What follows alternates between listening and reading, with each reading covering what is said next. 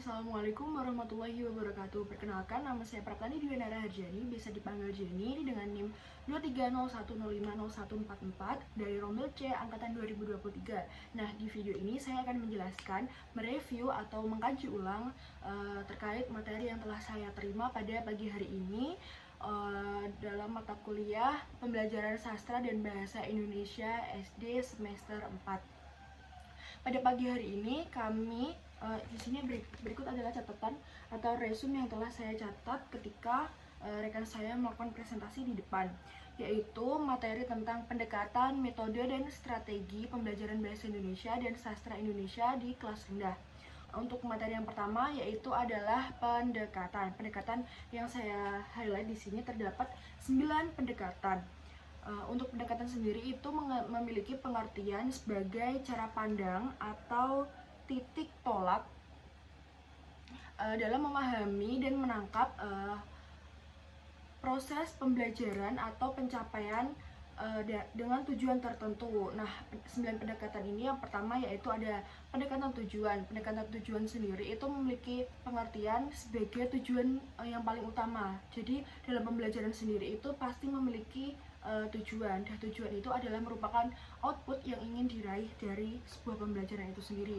Yang kedua adalah pendekatan struktural. Pendekatan struktural itu menekankan fonologi, morfologi, dan juga sintaksis. Yang ketiga adalah pendekatan whole language atau pendekatan yang menyajikan bahasa secara utuh. Keempat adalah pendekatan keterampilan proses. Untuk pendekatan keterampilan proses ini mengacu pada pengalaman langsung oleh siswa ketika memperoleh pembelajaran itu sendiri, seperti mengamati, mengobservasi, menelaah, mengkaji ulang, atau mengkomunikasikan dan juga mengendalikan. Selanjutnya yang kelima adalah pendekatan komunikatif. Nah, pendekatan komunikatif sendiri ini memiliki tujuan komunikasi, yang mana itu dalam pembelajaran bahasa siswa dituntut atau diajari untuk bagaimana cara berkomunikasi yang baik dan benar. Terus yang keenam merupakan pendekatan terpadu. Pendekatan terpadu memiliki pengertian mengintegrasikan berbagai mata pelajaran dalam satu tema. Nah, dalam pendekatan terpadu ini, guru mengajarkan kepada peserta didik melalui beberapa mata pelajaran yang dipadu-padankan menjadi satu. Selanjutnya, yang ketujuh adalah pendekatan kontekstual, mengaitkan pembelajaran dengan konteks kehidupan nyata. Untuk pendekatan kontekstual ini menggunakan gambaran secara langsung yang ada di lingkungan hidup sekitar kehidupan siswa. Jadi siswa tidak hanya berangan-angan saja, tetapi juga mengetahui apa saja yang mereka pelajari di lingkungan sekitar kita. Selanjutnya yaitu yang ke-8, pendekatan berbasis teknologi. Nah, dalam pendekatan yang ke-8 ini, pendekatan berbasis teknologi ini, siswa diminta atau diajarkan terkait contoh-contoh penerapan teknologi yang ada di sekitar kita, terutama dalam pembelajaran bahasa Indonesia sendiri. Selanjutnya, yang terakhir adalah pendekatan psikologi. Pendekatan ini menelaah bagaimana peserta didik mampu mempelajari bahasa berdasarkan pendekatan psikologi, atau terdapat tiga pendekatan, yaitu behaviorisme, gestalt, dan juga kognitif. Materi yang kedua sendiri yaitu metode dalam pembelajaran bahasa dan sastra Indonesia di kelas rendah. Metode sendiri memiliki pengertian sebagai sebuah cara, strategi, atau taktik dalam penyampaian yang harus disesuaikan dengan kemampuan setiap siswa. Untuk metode sendiri itu terdapat 7. Yang pertama yaitu metode menggambar garis. Nah, metode menggambar garis ini diajarkan ketika siswa belum mampu menulis. Jadi sebelum siswa diajarkan untuk menulis, terlebih dahulu kita mengajarkan untuk bagaimana cara membuat garis. Nah, tujuan dari metode menggambar garis sendiri itu untuk melatih motorik siswa. Yang kedua adalah metode menyalin huruf, yaitu mengenali bentuk dan struktur huruf dalam bahasa Indonesia. Yang ketiga adalah metode komunikatif dengan mengembangkan keterampilan komunikasi setiap siswa. melalui aktivitas-aktivitas interaktif diharapkan siswa dapat mengembangkan komunikasi mereka. Selanjutnya yang keempat adalah metode pembelajaran tematik. Nah, untuk pembelajaran tematik ini guru harus mengintegrasikan berbagai mata pelajaran untuk digabung menjadi satu tema yang saling berkaitan. Terus yang kelima adalah metode EJA. Metode EJA adalah cara dasar dalam pembelajaran bahasa Indonesia yang paling awal, seperti mengajarkan A, terus B. B itu sama dengan ketika kita mengajarkan kepada peserta didik, B itu menggunakan huruf B, ketika penghafalannya B menggunakan B dan E, jadi membentuk suara B. Terus yang keenam adalah metode suku kata dan metode kata. Untuk metode suku kata ini kita mengajarkan bagaimana pengenalan bunyi suku kata dasar seperti babi bu, cacicu, kakiku, lalilu, seperti itu. Setelah mengajarkan suku kata dasar, siswa diajak untuk merangkai suku kata dasar tersebut menjadi sebuah kata seperti bu, ku, yang terdiri dari suku kata bu dan suku kata ku, jadi menjadi buku, seperti itu. Dan metode yang terakhir,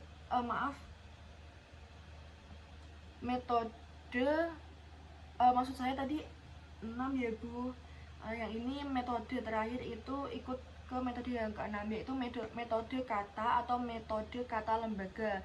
Nah, untuk metode kata lembaga ini disebut sebagai metode rangkai ulang. Nah, untuk rangkai ulangnya itu seperti contoh, kita memiliki kata awal baju.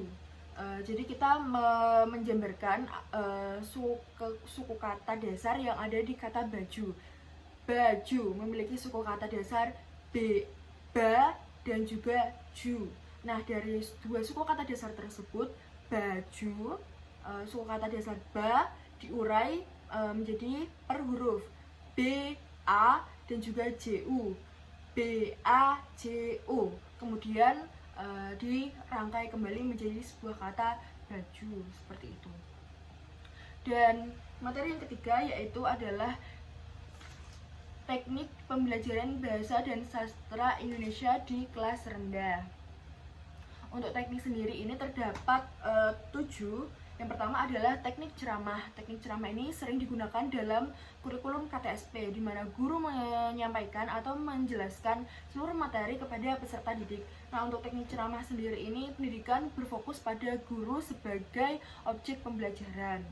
Selanjutnya, yang kedua adalah teknik tanya-jawab. Nah, untuk teknik tanya-jawab ini diterapkan pada ketika kita melatih keterampilan siswa. Jadi kita memberikan kesempatan kepada siswa untuk bertanya apa yang mereka belum pahami, dan juga memberikan kesempatan kepada peserta didik yang lain ketika mengetahui jawaban untuk menjawab pertanyaan-pertanyaan dari temannya yang memang belum mereka ketahui. Begitupun sebaliknya dengan kita untuk sebagai penguji atau pelatihan kepada peserta didik. Selanjutnya adalah teknik diskusi kelompok. Untuk teknik diskusi kelompok ini, peserta didik diminta untuk berkelompok dan mendiskusikan apa yang menjadi topik pembelajaran pada hari ini, dengan guru berperan sebagai moderator atau pemimpin dalam rangka diskusi itu sendiri. Terus yang keempat adalah teknik pemberian tugas. Untuk teknik pemberian tugas ini, guru memberikan tugas kepada peserta didik sebagai latihan atau mendalami untuk sebagai tolak ukur seberapa paham peserta mendalami pembelajaran dan materi pada yang diajarkan. Terus yang kelima adalah teknik bermain peran. Untuk teknik ini bertujuan agar siswa menghayati kejadian atau peran seseorang dalam hubungan sosialnya. Sebagai contoh, kita mengajarkan siswa bermain drama untuk mengetahui peran-peran dan bagaimana merasakan emosional sebagai peran yang di dalamnya. Selanjutnya adalah teknik karya wisata. Untuk teknik karya wisata ini tidak dapat diterapkan secara langsung di sekolahan, tetapi bisa dilaksanakan di luar sekolah. Sebagai contoh, ketika kita mengajak peserta didik atau siswa untuk mengamati hewan-hewan, maka kita harus mengajak peserta didik keluar dari lingkungan sekolah ke seperti kebun binatang, terus ke akuarium atau SeaWorld seperti itu. Dan yang terakhir adalah teknik sinektik. Nah, untuk strategi pengajaran sinektik ini merupakan suatu strategi untuk menciptakan kelas menjadi suatu masyarakat yang intelektual, yang menyediakan berbagai kesempatan di setiap individu yang ada di kelas itu sendiri. Jadi setiap siswa diberikan kesempatan untuk berperan aktif dan kreatif dan menjelajah gagasan-gagasan baru dalam bidang-bidang ilmu pengetahuan yang ada. Selanjutnya, materi yang terakhir adalah strategi yang digunakan dalam pembelajaran bahasa dan sastra Indonesia di kelas rendah. Untuk strategi sendiri ini dapat diartikan sebagai pola perilaku dan sikap yang ditunjukkan oleh peserta didik dalam masa pembelajaran. Strategi pembelajaran sendiri itu ada 3. Yang pertama, keterampilan menyimak. Yang kedua, keterampilan membaca, dan keterampilan menulis. Yang pertama yaitu keterampilan menyimak. Untuk di kelas rendah, kita peserta hanya dituntut untuk memahami apa yang mereka dengarkan. Sedangkan di kelas tinggi, untuk level yang lebih tinggi, peserta didik diharapkan untuk menyampaikan ulang informasi apa yang telah mereka dengarkan dan mereka terima. Untuk strateginya itu yang pertama memberikan informasi, yang kedua itu memberikan interaksi, dan yang ketiga adalah menyimak secara independen. Artinya ketika kita sudah memberikan informasi kepada peserta didik, harapannya peserta didik itu mampu menyerap apa yang telah kita sampaikan, apa informasi yang dapat mereka terima, dan kemudian diharapkan peserta didik itu memahami betul apa yang mereka terima dan menyampaikan ulang apa yang mereka terima. Selanjutnya yaitu strategi pembelajaran keterampilan membaca. Untuk strategi keterampilan ini itu sebuah peranan yang sangat penting dalam pembelajaran, karena membaca merupakan salah satu dasar dari sebuah pembelajaran. Dan yang terakhir adalah strategi pembelajaran keterampilan menulis. Untuk keterampilan menulis sendiri ini, siswa diberikan tantangan untuk menulis atau mengarang seperti puisi, cerita pendek, atau karangan dengan kriteria-kriteria yang ada, sehingga peserta ini mampu mengembangkan nilai kreativitas potensi kreativitas yang dimilikinya untuk dikembangkan dalam sebuah tulisan.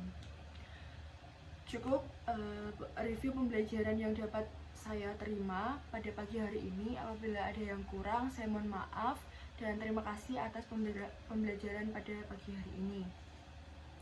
Sekian, wabillahi taufiq wal hidayah. Wassalamualaikum warahmatullahi wabarakatuh.